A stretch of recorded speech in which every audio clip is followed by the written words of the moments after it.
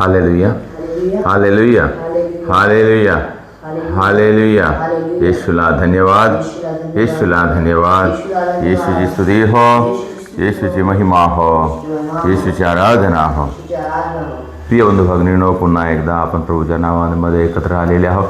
प्रभूला धन्यवाद देऊया, प्रभूची प्रार्थना करूया आणि प्रभूचे आभार मानूया की प्रभूने आम्हाला पुन्हा एकदा ह्या यूट्यूब चॅनलमध्ये एकत्र येऊन वचनावर विचार विनिमय करण्यासाठी प्रभूने आम्हाला आमंत्रित केलेले आहे, संधी दिलेली आहे. देवाला धन्यवाद देऊया. प्रिय बंधू आणि भगिनींनो, की प्रभू आम्हाला आशीर्वाद देऊ, आमच्या जीवनामध्ये प्रभू भरपूर कार्य करू आणि आमच्या सर्व संकटापासून, दुःखापासून, बिमारीपासून प्रभू आम्हाला मुक्त करो.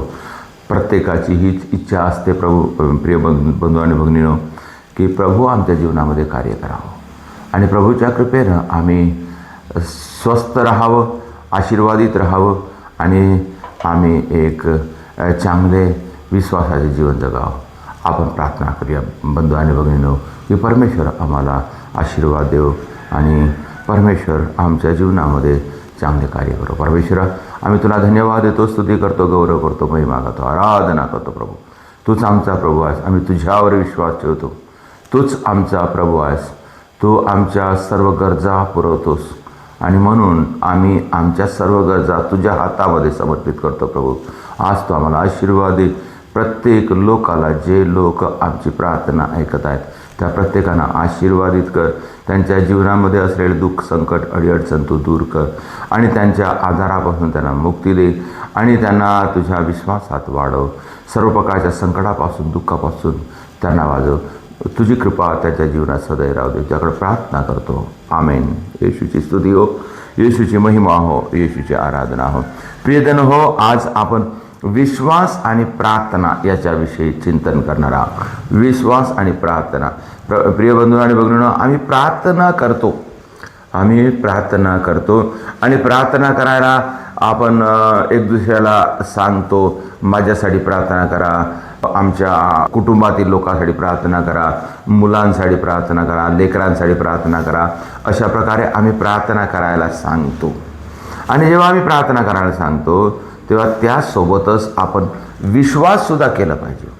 प्रार्थना आणि विश्वास असल्याशिवाय आमची प्रार्थना ऐकली जाणार नाही. म्हणून प्रार्थना आणि विश्वास फार महत्त्वाच्या गोष्टी आहेत आणि दोन्ही गोष्टी सारख्याच महत्त्वाच्या आहेत. आपण प्रार्थना करा म्हणून म्हणतो, माझ्यासाठी प्रार्थना करा, परंतु आपण माझ्यासाठी विश्वास करा म्हणून असं नाही म्हणत. तर मग विश्वास हा स्वतः करायला पाहिजे. स्वतः मी विश्वास केला पाहिजे, मी प्रार्थनाही केलं पाहिजे आणि मी विश्वासही केला पाहिजे. विश्वास केल्याने आम्हाला आमच्या सर्व गरजा प्रभू पुरवतो. आम्ही मार्क अध्याय 10:52 आम्ही वाचतो की येशू आंधळ्या बर्तिमईला म्हणत आहे, तुझ्या विश्वासाने तुला बरं केलेले आहे. अशा प्रत्येक चमत्काराच्या नंतर येशूने हे उद्गार म्हटलेले आहे की तुझ्या विश्वासाने तुला बरे केलेले आहे. प्रिय बंधूजनो, आम्ही विश्वास केला पाहिजे. पापिनी स्त्रीला सुद्धा जेव्हा क्षमा केलं तेव्हा म्हणत, तुझ्या विश्वासाने तुला मुक्ती प्राप्त करून दिलेली आहे. अशा प्रकारे प्रभू म्हणलं. रक्तस्रावित पीडित बाईला सुद्धा येशूने तसंच म्हटलेलं आहे की तुझ्या विश्वासाने तुला बरं केलेलं आहे. प्रिय बंधूजनो, आम्ही विश्वास केलं पाहिजे. साठी आम्ही प्रार्थना करतो त्यासाठी आपण विश्वास केलं पाहिजे आणि जेव्हा आम्ही विश्वास करतो तेव्हा आमची प्रार्थना पूर्ण होते. म्हणून प्रिय बंधू आणि भगिनींनो, आम्ही मार्क अध्याय 11:24 आम्ही वाचतो. आपण वचन ऐकूया, लक्षपूर्वक ऐकूया. त्याच्यामध्ये आम्हाला काय सांगत आहे, तुम्ही प्रार्थना करून जे काही मागाल ते तुम्हाला मिळालेच आहे असा विश्वास धरा, म्हणजे ते तुम्हाला मिळेल. तुम्ही प्रार्थनामध्ये जे काही मागता, कोणतीही गोष्ट असो, लहान असो, मोठी असो, आणि कोणती सिरियस गोष्ट असो, बिमारी विषयी असो, किंवा कोणत्या कार्याविषयी असो, किंवा आमच्या घरच्या प्रगतीसाठी असो, किंवा मुलाबाळाच्या शिक्षणासाठी असो, किंवा आमच्या नोकरीसाठी असो, पैशा अडक्याच्या कार्यासाठी असो, किंवा काही रुकावट आलेला आहे किंवा बंधन आहे, आमचे कार्य समोर जात नाही, आमच्या घरामध्ये अशांती आलेली आहे, किंवा आमच्या नोकरीमध्ये किंवा कामाधंद्यामध्ये अडथळा आलेला आहे, किंवा नाहीतर कोणता झगडा आहे, घरी झगडा आहे, किंवा नाहीतर एक कोणाचे जाग्याचा प्रश्न असेल, किंवा कोर्ट कचेरीमध्ये काही खटला चालू असेल, केस चालू असेल, ह्या सर्व गोष्टीविषयी आपण जेव्हा प्रार्थना करतो तेव्हा आपण सर्वात प्रथम बसून आपण असं विश्वास केलं पाहिजे. प्रभूकडे सांगितलं, प्रभू मी तुझ्यावर विश्वास ठेवतो, तू मला बरं करू शकतेस, तू मला याच्यातून बाहेर काढू शकतेस. आपण पहिलं विश्वास करावं. प्रार्थना करायच्या पहिलं आपण विश्वास केला पाहिजे. प्रार्थनाच्या पहिलं आपण मी जे आता मागणार आहोत ते प्रभू देणार. मी कोणाकडे मागणार आहोत? प्रभूकडे मागणार आहोत आणि तो प्रभू देणार. म्हणून म्हणत आहे, जेव्हा तुम्ही प्रार्थना कराल तेव्हा तुम्ही जे काही मागाल तेव्हा तुम्ही काय करा, सर्वात आधी विश्वास करा की मी काय जे काही मागणार आहोत ते मला मिळालेलंच आहे. अशा प्रकारे प्रार्थना केला पाहिजे. आणि आम्ही जेव्हा विश्वास करतो तेव्हा आमच्या मनामध्ये बिलकुल शंका नसावं. समोरचं वचन आपण वाचतो मार्क अध्याय 11:25 मध्ये, आणखी तुम्ही जेव्हा जेव्हा प्रार्थना कराव्यास उभे राहता तेव्हा तुमच्या मनात कोणाविरुद्ध काही असेल तर त्याची क्षमा करावी. तुमच्या मनात कोणाविरुद्ध काही असेल त्याची तुम्ही क्षमा करा आणि क्षमा करून आपण प्रार्थना करा. जे काही तुमच्या भावाच्या किंवा कोणाच्या मनामध्ये काही असेल तर काय करावं, आपण त्याची क्षमा करावी, अशासाठी की तुमच्या स्वर्गातील पित्यानेही तुम्हाला तुमच्या अपराधाची क्षमा करावी. क्षमा, प्रार्थना करणे, विश्वास करणे, संशय न धरणे आणि क्षमा मागणे, क्षमा करणे, हे प्रार्थनेचाच भाग आहे. क्षमा करणे. कोणाला क्षमा करावं म्हणत आहे? जेव्हा तुम्ही प्रार्थनेसाठी उभे झाला, किंवा जेव्हा कधी तुम्ही प्रभूच्या समोर आलात, किंवा जेव्हा तुम्ही व्यवहार करत आहात तेव्हा तुम्हाला असं आठवलं की तुम्ही कोणातरी विषयी, तुमच्याविषयी काहीतरी शंका आहे, किंवा तुम्ही त्यांच्याविषयी तुमच्या मनामध्ये काहीतरी आहे, किंवा त्या व्यक्तीच्या मनामध्ये तुमच्याविषयी काहीतरी आहे. तुमच्या मनात कोणा विरुद्ध काही असेल, तुमच्या मनात कोणाविरुद्ध काही असेल म्हणजे काय आहे? कधी कधी आम्ही कोणाविषयी नाराज होतो, कधी कधी आम्ही कोणावर रागावतो, कधी कधी आम्ही कोणाला तुच्छ म्हणतो, कधी कधी आम्ही असं मनामध्ये धरतो की तो व्यक्ती चांगला नाही आहे आमच्या मनामध्ये आम्ही. तर अशा प्रकारे, किंवा त्याला तुमच्या मनामध्ये तुमच्याविषयी काहीतरी विरोध आहे, हा व्यक्ती चांगला नाही आहे, हा व्यक्ती बेकार आहे, त्याने आम्हाला शिवा दिलेल्या आहे, किंवा आम्हाला काहीतरी त्रास दिलेला आहे, अशा प्रकारे. आणि समजा काही असेल आणि नसेल तरी परंतु तुमच्या मनामध्ये काहीतरी विचार आहे की त्यांनी असं केलं किंवा त्यांनी असा त्रास दिला, तेव्हा प्रभू काय म्हणत आहे? प्रार्थना करायच्या पूर्वी त्याला तुम्ही क्षमा करा, अशासाठी की तुमचा स्वर्गातील पिता सुद्धा तुम्हाला क्षमा करील. तुमचा स्वर्गातील पिता सुद्धा तुम्हाला क्षमा करील. म्हणजे काय? आशीर्वाद. क्षमा करणे हे एक आशीर्वाद आहे. क्षमा करणे हे आशीर्वाद आहे. क्षमा जर झाली नाही तर आमच्यावर आशीर्वाद येणार नाही. आम्ही मत्तयाचे शुभवर्तमान अध्याय 5:23 मध्ये सुद्धा वाचतो, वचन सांगत आहे, जेव्हा तू दान धर्म करासाठी वेदीजवळ जात आहेस, दान धर्म करासाठी वेदीजवळ जात आहेस, आणि तेव्हा तुला आठवण आली.